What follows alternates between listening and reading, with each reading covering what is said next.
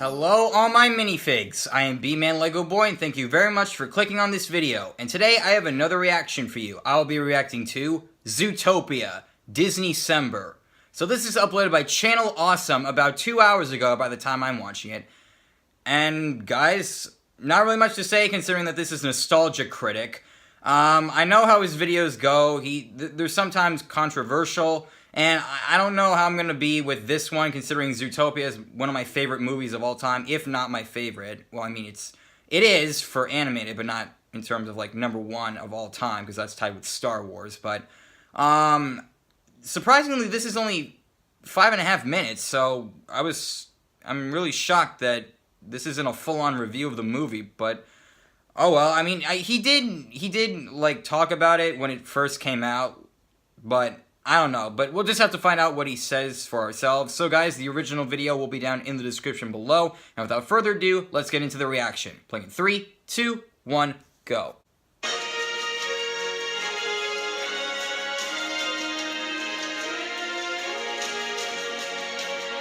Disneycember, Doug Walker. So it's gonna sound weird, but I have a slightly complicated relationship with Zootopia. When the film first came out, I thought it was okay and had some criticism that I thought it was a little too obvious. It was clear what it was trying to say, the way it was trying to say it, and at the time, I didn't think it needed to be made so clear. I can't account for when this video is being watched, but I can say at the current moment I'm recording this, being clear about this subject, especially to a younger generation, is probably more important now than it has been in a while. The story focuses around Judy Hopps, the first bunny to officially be a police officer. As such, though, a lot of the other bigger animals don't really give her much attention and kind of just push her aside. When she stumbles across a case, though, of some kind of device that's turning animals savage, that is, turning predators into literal blood-hungry animals, she's put on the case along with a con artist named Nick, who seems to have a lot of information and understanding about it. As typical buddy cop movies go, though, they don't always get along. See, their differences can be really big differences, but see, their similarities can also be very big similarities. They get in fights, blow up, have misunderstandings, but in the end, comprehend what's most important. As well as, of course, uncovering the evil scheme and putting the evil villain away. So like I said, this sounds like a very standard buddy cop movie just done with animals. But it turns out this is more like In the Heat of the Night than it is Lethal Weapon.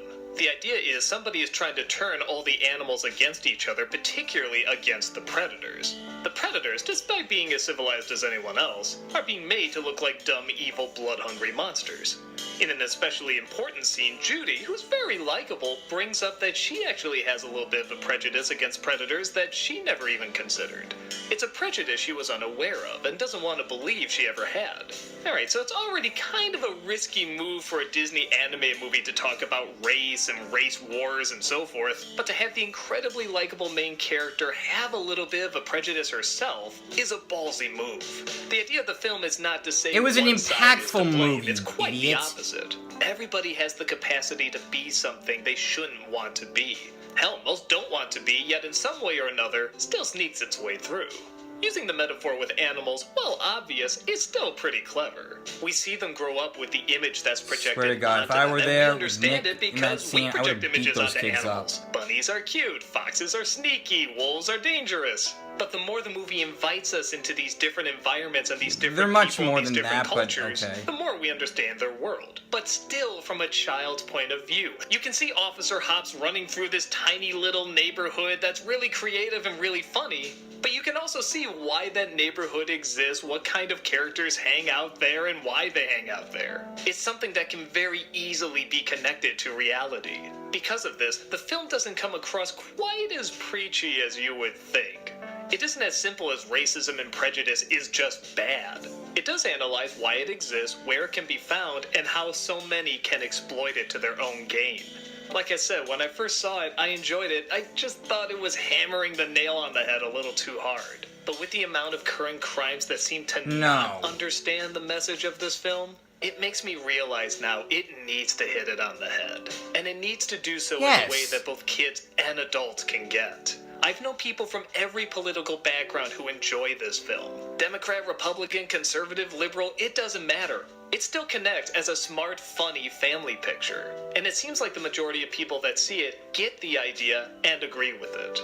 On top top of that, though, it is a really creative movie. I mean, just the layout of the city and the different parts and how they're all designed to somehow welcome every type of animal. It leads to some funny That's jokes, why we but need a also some sequel. clever analogies. Come on, Disney. I also like the designs of these animals, too. Like this Nick character. Even if you never told me who voiced him, I would say that's Jason Bateman. I don't know how they do it, but just look at him. You can tell that's Jason Bateman voicing that character, even if he never talks. The expressions, There's no one movements, else the besides colors, Jason that it can all voice works. Nick. I So swear like to God. they say, timing is everything. I never disliked this film, but I never realized the actual importance of it.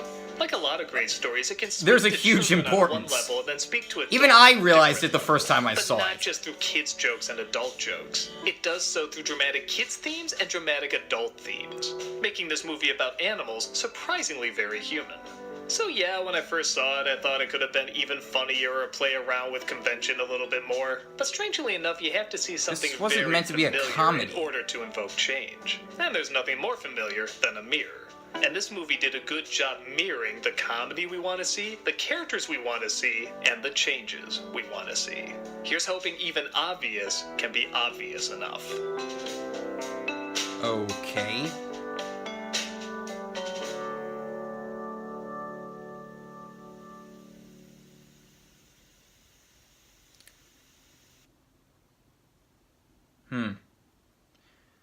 Okay, well, not really much to say, just considering that I said everything in during the reaction, but glad to see that he finally realizes like the actual importance of this movie and how it's such an impactful like moral that it's trying to say. Like, how could you not see it at first? Like, who could not see like the message that this movie is trying to say upon first viewing? But that's just me. I mean, I don't know. But either way, this is a decent video. Not that bad.